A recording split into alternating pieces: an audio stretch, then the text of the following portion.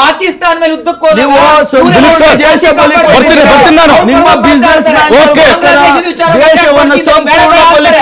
ಅಮೆರಿಕದ ವಿಚಾರಕ್ಕೆ ಹೋದಾಗ ಅಮೆರಿಕಾಗೆ ಸೆಟ್ ಟ್ರಂಪ್ ಪರವಾಗಿ ಮಾತಾಡ್ತಾರೆ. ಇವತ್ತು ಬಂದ್ಬಿಟ್ಟು ದೊಡ್ಡದಾಗಿ ಹೇಳೋದು ಭಾಷಣ ಮಾಡೋದು. ಒಂದೇ ನಿಮಿಷ ಸರ್, ಬರ್ತೇನೆ. ಸಂಕೇತ್ ಸರ್, ಈಗ ಈ ಅಕ್ರಮ ಬಾಂಗ್ಲಾ ವಲಸಿಗರು ಅಥವಾ ವಿದೇಶಿಗರ ವಿರುದ್ಧ ಕೇಸ್ ನಾವು ಅಂದ್ರೆ ಅವ್ರ ವಿರುದ್ಧ ಕ್ರಮ ತೆಗೆದುಕೊಳ್ಬೇಕು, ಅಥವಾ ಈ ವಿದೇಶಿ ಮಂತ್ರಾಲಯ ಎಂತಿದೆ, ವಿದೇಶಾಂಗ ಸಚಿವಾಲಯ ಎಂತಿದೆ, ಅಂದ್ರೆ ಈ ಕಾರ್ಯಾಚರಣೆಗಳು ಮುಂದಿನ ದಿನಗಳಲ್ಲಿ ಹೇಗೆ ಸಾಗಬೇಕು ಅಂತ ಸಲಹೆ ಕೊಡ್ತಿರ್ತಾವೆ.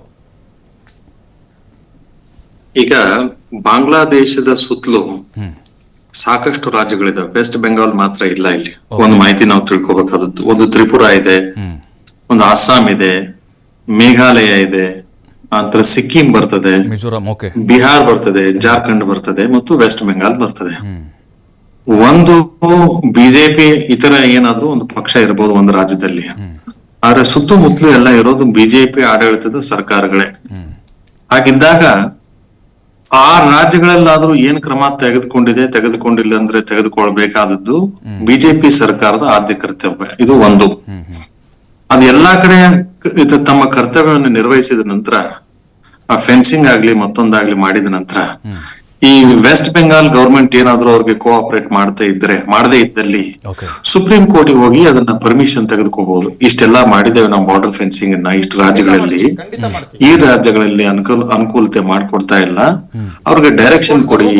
ಬಾರ್ಡರ್ ಸೆಕ್ಯೂರಿಟಿ ಇಶ್ಯೂ ಇದೆ ಅಥವಾ ದೇಶಕ್ಕೆ ಥ್ರೆಟ್ ಇದೆ, ನ್ಯಾಷನಲ್ ಸೆಕ್ಯೂರಿಟಿ ಇದೆ ಅಂತ ಹೇಳಿದ್ರೆ, ಬೇರೆ ಕಡೆ ಎಲ್ಲ ಮಾಡಿದಾಗ, ಉದಾಹರಣೆಗಳು ಕಣ್ಣು ಮುಂದೆ ಇದ್ದಾಗ ಸುಪ್ರೀಂ ಕೋರ್ಟ್ ದೇಶದ ಹಿತಾಸಕ್ತಿ ಕಾಪಾಡುವಲ್ಲಿ ಅವ್ರಿಗೂ ಕೂಡ ನೆರವನ್ನ ಕೊಡುತ್ತೆ.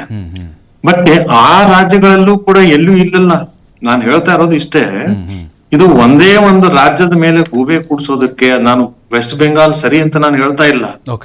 ಒಂದೇ ಒಂದು ಬಿಜೆಪಿ ಇತರೆ ಸರ್ಕಾರ ಇರುವಂತದ್ದು ಒಂದು ರಾಜ್ಯದ ಮೇಲೆ ಗೂಬೆ ಕೂಡಿಸೋದಕ್ಕಾಗಿ ಮಿಕ್ಕದ ಕಡೆಗೆಲ್ಲ ಆ ತಟ್ಟೆಯಲ್ಲಿ ಹೆಗ್ಗಣ ಬಿದ್ದಾಗ ಅದನ್ನ ಬಿಟ್ಟು ನಾವು ಬೇರೆ ಮಾತನಾಡೋದು ತಪ್ಪಾಗತ್ತೆ. ಮಾಡ್ಬೇಕು ಅಂದ್ರೆ ದೇಶದ ಹಿತಾಸಕ್ತಿಯಲ್ಲಿ ಎಲ್ಲಾ ಕಡೆನೂ ಮಾಡ್ಬೇಕು. ಅದನ್ನ ಬರೀ ವೆಸ್ಟ್ ಬೆಂಗಾಲ್ದಲ್ಲಿ ಮಾಡಿದ್ರೆ ಸಾಲದು ಅನ್ನೋದು ನನ್ನ ಅಭಿಪ್ರಾಯ. ಅಲ್ಲ, ರಾಜ್ಯ ಸರ್ಕಾರಗಳು ಕೇಂದ್ರ ಸರ್ಕಾರಕ್ಕೆ ರಿಪೋರ್ಟ್ ಕೊಡ್ಬೇಕಲ್ಲ ಅಂತ, ಸಹಕಾರ ಕೊಡ್ಬೇಕಲ್ವಾ ಅಂತ. ಒಂದೇ ವಿಚಾರ ಹೇಳಿ ನಾನು ಮುಗಿಸ್ಬಿಡ್ತೇನೆ. ಇದು ಅವ್ರು ಸರಿ ಇವರು ತಪ್ಪು ಅಂತ ನಾವು ಹೇಳೋಕ್ಕಿಂತ, ಇದು ಕೇಂದ್ರ ಮತ್ತು ರಾಜ್ಯ ಸರ್ಕಾರಕ್ಕೆ ಎರಡಕ್ಕೂ ಕೂಡ ಇಚ್ಛಾಶಕ್ತಿ ಬೇಕು. ಇದು ಕೊರತೆ ಕಾಣ್ತಾ ಇದೆ. ಒಂದು ಸಮನ್ವಯತೆ, ಅದು ಕೊರತೆ ಕಾಣ್ತಾ ಇದೆ. ಮೂರನೇದ್ದು ವೋಟ್ ಬ್ಯಾಂಕ್ ಅಂತ ಇವ್ರು ಮಾಡ್ಕೊಂಡಿದ್ದಾರೆ ಅಂತ ಅವ್ರು ಹೇಳೋದು, ಅವ್ರು ಮಾಡ್ಕೊಂಡಿದ್ದಾರೆ ಅಂತ ಇವ್ರು ಹೇಳೋದು. ಇದರಿಂದ ದೇಶದ ಸೆಕ್ಯೂರಿಟಿಗೆ ಬಹಳ ತೊಂದರೆ ಆಗ್ತಾ ಇದೆ. ಇದನ್ನ ಎರಡೂ ಪಕ್ಷದವರು, ಎರಡೂ ಸರ್ಕಾರದವರು ಅದನ್ನ ಗಮನಿಸಬೇಕು. ಇದು ಮೂರನೇದ್ದು. ಇದು ಬರೇ ಸರ್ಕಾರದ ಜವಾಬ್ದಾರಿ ಅಲ್ಲ, ಸಾಮಾನ್ಯರ, ಜನಸಾಮಾನ್ಯರ, ಜನಪ್ರತಿನಿಧಿಗಳದ್ದು ಮತ್ತು ಪ್ರಜೆಗಳದ್ದು ಕೂಡ ಜವಾಬ್ದಾರಿ ಇರ್ತದೆ. ಈ ಸಂದರ್ಭಗಳಲ್ಲಿ ಕೆಲವೊಬ್ರು ಏನೋ ಎಚ್ಚೆತ್ಕೊಂಡು ಸರ್ಕಾರದ ಗಮನಕ್ಕೆ ತರಬೇಕು ಅಂತ ಏನಂದಿದ್ದಾರೆ, ಅದು ಅವರ ಸೇವೆಯನ್ನ ನಾವು ಶ್ಲಾಘನೆ ಮಾಡಬೇಕು. ಬಟ್ ಅವರು ಕಾರ್ಯಪ್ರವೃತ್ತರಾಗಿರೋ ರೀತಿ, ಕಾರ್ಯವೈಖರಿ ಏನಿದೆ ಕಾನೂನಾತ್ಮಕವಾಗಿ ಇಲ್ಲ, ಅದನ್ನ ಸರಿಯಾದ ರೂಪದಲ್ಲಿ ಮಾಡಿದ್ರೆ ಅವ್ರಿಗೂ ಕೂಡ ನಾವು ಶ್ಲಾಘನೆ ನೀಡಬಹುದು ಅಂತ ನನ್ನ ಅಭಿಪ್ರಾಯ. ಇದು ದೇಶದ ಹಿತಾಸಕ್ತಿ, ಅದರ ಎಲ್ಲರ ಆದ್ಯ ಕರ್ತವ್ಯ. ದೇಶವನ್ನ ರಕ್ಷಣೆ ಮಾಡೋದು ಎಲ್ಲರ ಆದ್ಯ ಕರ್ತವ್ಯ. ಅದರಲ್ಲಿ ಅಧಿಕಾರಿನೇ ಇರಬೇಕು, ಸರ್ಕಾರದಲ್ಲೇ ಇರಬೇಕು ಅಂತ ಏನಿಲ್ಲ, ಪ್ರತಿಯೊಬ್ಬ ಪ್ರಜೆ ಕರ್ತವ್ಯ ಅದು. ಆದ್ರೆ ಅದು ಕರ್ತವ್ಯವನ್ನು ನಿರ್ವಹಿಸೋದಕ್ಕೆ ಒಂದು ಕಾನೂನಾತ್ಮಕವಾದ ರೀತಿ ಇದೆ, ಪದ್ಧತಿ ಇದೆ, ಪ್ರಕ್ರಿಯೆ ಇದೆ. ಆ ರೀತಿ ನಡೆದುಕೊಂಡ್ರು ಎಲ್ಲರೂ ಉತ್ತಮ ಅಂತ ನನ್ನ ಅಭಿಪ್ರಾಯ. ಇಷ್ಟ ಹೇಳಿ ನಾನು ಇವತ್ತಿನ ಮಾತು ಮುಗಿಸ್ತೇನೆ. Yes thank you Sanket Hengi sir, ನಮ್ಮ ಡಿಬೇಟ್ ಅಲ್ಲಿ ಭಾಗಿಯಾಗಿದ್ದಕ್ಕೆ ನಿಮ್ಗೆ. ಅಲ್ಲ ದಿನೇಶ್ ಸರ್, ಈಗ ನನ್ಗೊಂದು ಅನುಮಾನ ಇರೋದು, ಈ ರಾಜಕಾರಣಿಗಳು ಎಲ್ಲ ಪಕ್ಷದವರು ಒಂದು ಏಜೆಂಟ್ರ ಮೂಲಕ ಏನೋ ಒಂದು ಕೆಲಸದ ನೆಪ ಹೇಳ್ಕೊಂಡು ಕರೆಸ್ಕೊಳ್ತಿದ್ದಾರೆ ಅಂತ ಒಂದು ಗುಮಾನಿ ಇದೆ ಸರ್. ಇವತ್ತು ಏನಾಗುತ್ತೆ ಅಂದರೆ, ಪ್ರತಿ ರೈಲ್ವೆ ಸ್ಟೇಷನಲ್ಲಿ ಬೆಳಗ್ಗೆ ಒಬ್ಬ ಏಜೆಂಟ್ ನಿಂತಿರ್ತಾನೆ.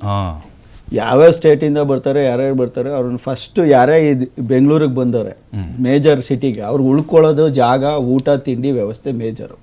ಇವ್ರಿಷ್ಟನ್ನ ಕರ್ಕೊಂಡೋಗಿ ಬಿಡೋದೆ ಹೋಟೆಲ್ಗಳಿಗೆ.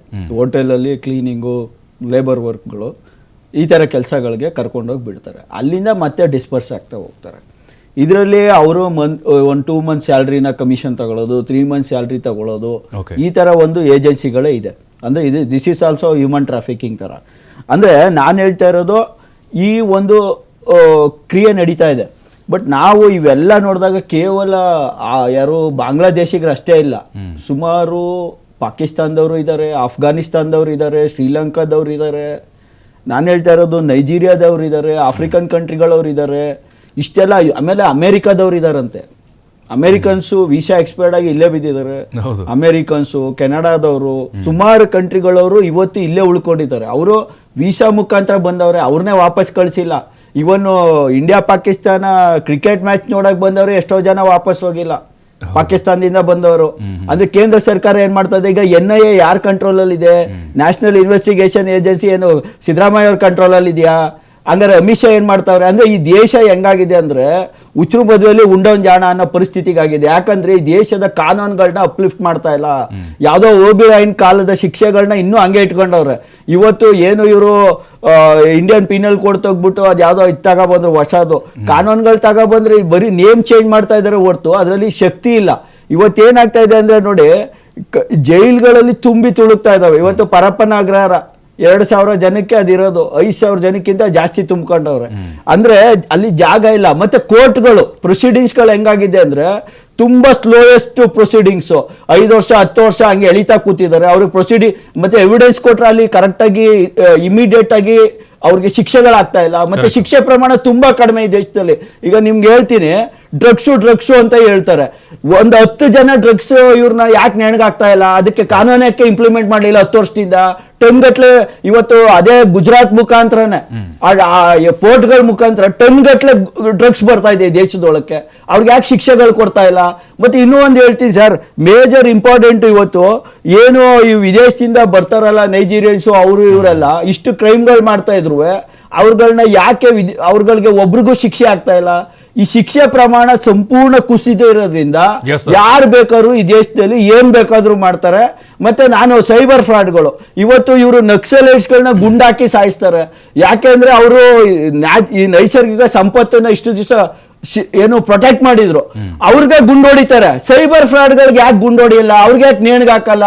ಒಬ್ಬೊಬ್ರದ್ದು 10 ಕೋಟಿ 15 ಕೋಟಿ, ಇವತ್ತು ದೇಶದಲ್ಲಿ 25,000 ಕೋಟಿಗಿಂತ ಹೆಚ್ಚು ಫ್ರಾಡ್ ಮಾಡಿದ್ದಾರೆ.